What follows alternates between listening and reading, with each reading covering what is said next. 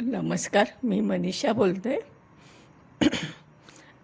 अं, आपल्याला आत्ताच्या सध्याच्या युगामध्ये काय अपडेट आहे ते मी सांगते. कारण कन्सल्टिंगमध्ये हे माझ्या सगळं लक्षात आलेलं आहे. त्या गोष्टी मी आज तुम्हाला प्रॅक्टिकली आता काय आहे, कसं चाललं आहे, ज्योतिषशास्त्रामध्ये किती बदल झालेत, म्हणजे कन्सल्टिंगच्या माध्यमातून मी बोलते बरं का. कशा केसेस येत आहेत आता ते सांगते. मॅरेजच्या बाबतीत तर आपण माहितीच आहे की आता पूर्वीसारखं काही मॅरेजवर होत नाही आहे. म्हणजे मॅरेजच्या बाबतीत बऱ्याच गोष्टी अडचणीच्या पण झाल्या आहेत. होत आहेत लग्न, कधी उशिरा होत आहेत, कधी होतच नाही आहे, खूप वय होतं आहे, करिअर करता करता वेळ जातो आहे आणि मग अशी वेळ येते की लग्नाला खूप उशीर झालेला असतो. आणि मग उशीर झाल्यामुळे काय घडतं की कसं तरी ते लग्न होतं 35-40च्या दरम्यान. मॅक्स टू मॅक्स तर आता एज 35-40च पकडून चालूया, धरून चालूया. मग होतं काय की असं मी जनरल बोलते म्हणजे पर्सेंटेज वाईज बोलते की मॅक्स टू मॅक्स होतं आहे असं. काही जणांची होत आहेत लग्न वेळेत, पण आत्ताची परिस्थिती अशी येऊ घातली आहे की लग्नच उशिरा होत आहेत. एक तर लग्न होत नाही आहेत आणि झाले तर ते अतिशय उशिरा होत आहेत. मग अशा वेळेस एक चॅलेंज येतं आहे समोर की करिअर तर झालं आहे, सगळं आपलं अचिव्हमेंट झाली आहे, घरदार, स्वतःचा फ्लॅट, स्वतःचे प्रमोशन्स जॉबमधले किंवा काही जे बिझनेसमधली अचिव्हमेंट सगळं घडतं आहे, पण लग्नाचं वय तर निघून गेलं आहे. मग होतो काय की लग्न कसं तरी होतं वय वय झाल्यावर असूनसुद्धा. मग येतो प्रश्न आहे मुलांच्या बाबतीतला. संतती संतती जन्माला घालायची की नाही हा मुद्दा सुरू होतो. बऱ्याच जणांची इच्छा असते की संतती आपण ठीक आहे ह्याच्याबद्दल विचार करूया, परंतु घडतं काय की मेडिकल ट्रीटमेंटशिवाय हे शक्य होत नाही आणि मग ते प्रयत्न होतात, पण काही वेळेस सक्सेस पण होतात आणि काही वेळेस होत पण नाही. मग अशा वेळेस एक कल वाढला आहे, कारण की एका विशिष्ट गव्हर्मेंटच्या रूलप्रमाणे ॲडॉप्शनची पण एका विशिष्ट वयानंतर दिली जात नाहीत, ॲडॉप्शन करता येत नाही असा एक नियम आहे आता.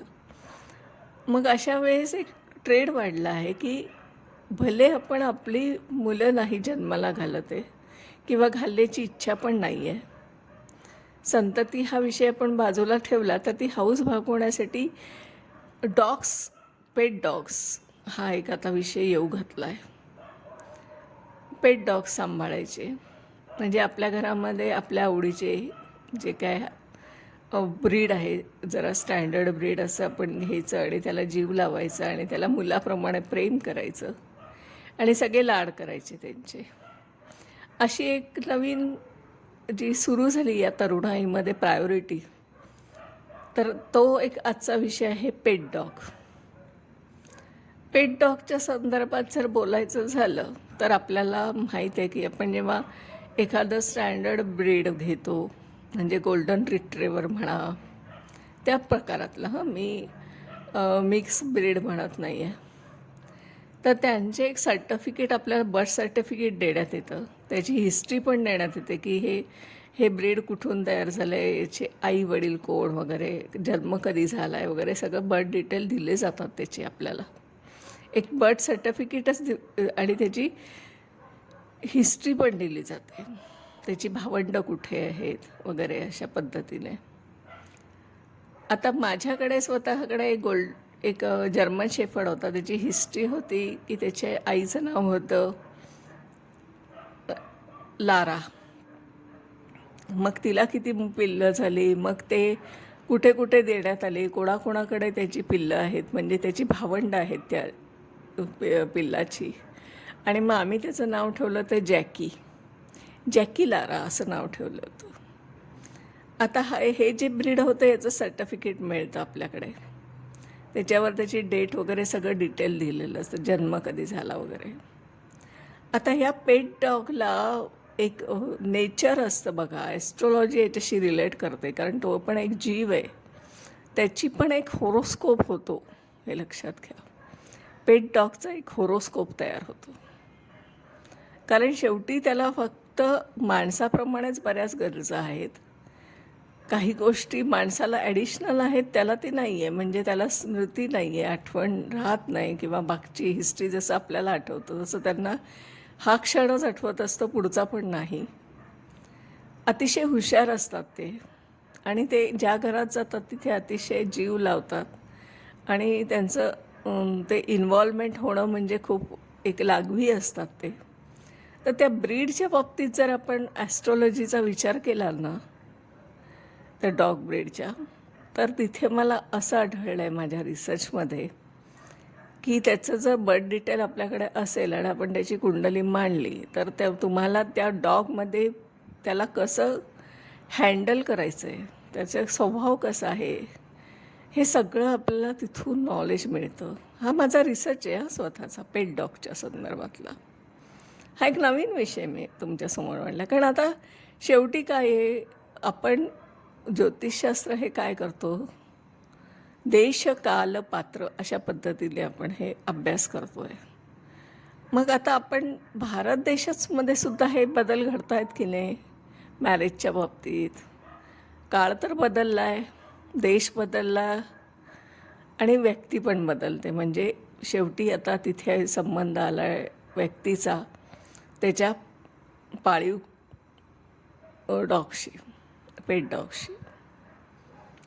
तर हा सगळा रिसर्च माझ्या अशा पद्धतीने आला आहे की ज्यांच्याकडे बर्थ डिटेल असेल, डॉगचे सर्टिफिकेट दिलेले, त्यांनी ॲस्ट्रॉलॉजीच्या माध्यमातून त्या डॉग्सच्या काही गोष्टी ज्ञात केल्या, तर अतिशय उत्तम रीतीने आपल्याला त्याचे हॅबिट्स, त्याचे behaviour, how to handle it, म्हणजे त्याला कसं आपण शिकवलं पाहिजे. कारण शेवटी तो ब्रीड जरी असला, म्हणजे उदाहरणार्थ जर्मन शेफर्ड, तरी त्यांच्या स्वभावामध्ये सुद्धा फरक असतो बरं का.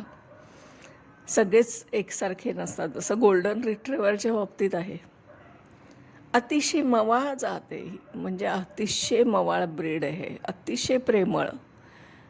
तुम्ही बघाल तर त्याच्यात अग्रेशन अजिबातच नाही, हे त्याचं जनरल प्रिडिक्शन आहे. पण जर तुम्ही त्याचा होरोस्कोप मांडला प्रत्यक्ष, तर तुम्हाला असं आढळेल की त्याच्यामध्ये एक वेगळाच गुण आहे, वेगळाच वैशिष्ट्य आहे.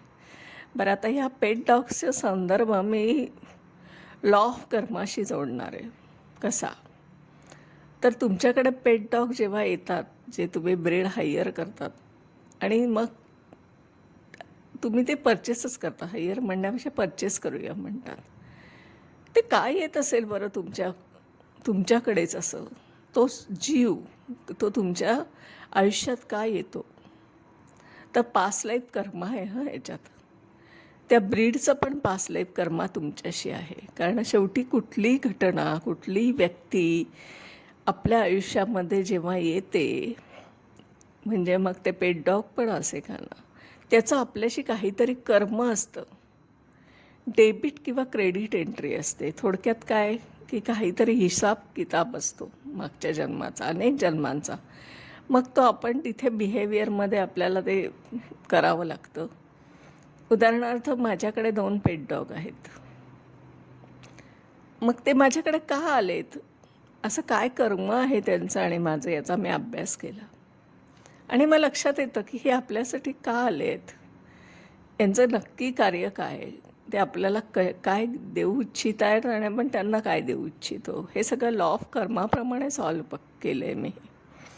तर अशा पद्धतीने आजचा पेट डॉग हा विषय जो आहे, तर असं समजू नका की आपला पेट डॉग आपल्याकडे का आला आहे, तर तोचं पास्ट लाईफ कर्म आपल्याशी असतं, आणि ते कर्म फेडण्यासाठी, म्हणजे त्याचं डेबिट क्रेडिट एंट्री 0 होण्यासाठी त्या कर्माच्या संदर्भात ते आपल्याकडे येत असतं. त्यामुळे लव इट, केअर इट, प्रेम लावा. पेट डॉग हे असे नाहीत की जे तुम्ही फक्त हौसेपोटी आणलेत. मग हौस ही काहीच लोकांमध्ये का, तर त्यांचं कर्म त्या पेट डॉगशी होतं म्हणून. आजचा हा विषय जो आहे तो पेडडॉग आणि ॲस्ट्रॉलॉजी या संदर्भातला मी बोलली. याच्यावर माझा मोठा भरपूर रिसर्च आहे. फक्त मी एक जनरल आयडिया दिली आपल्याला. तर आजच्या दिवसात इथेच थांबते. धन्यवाद.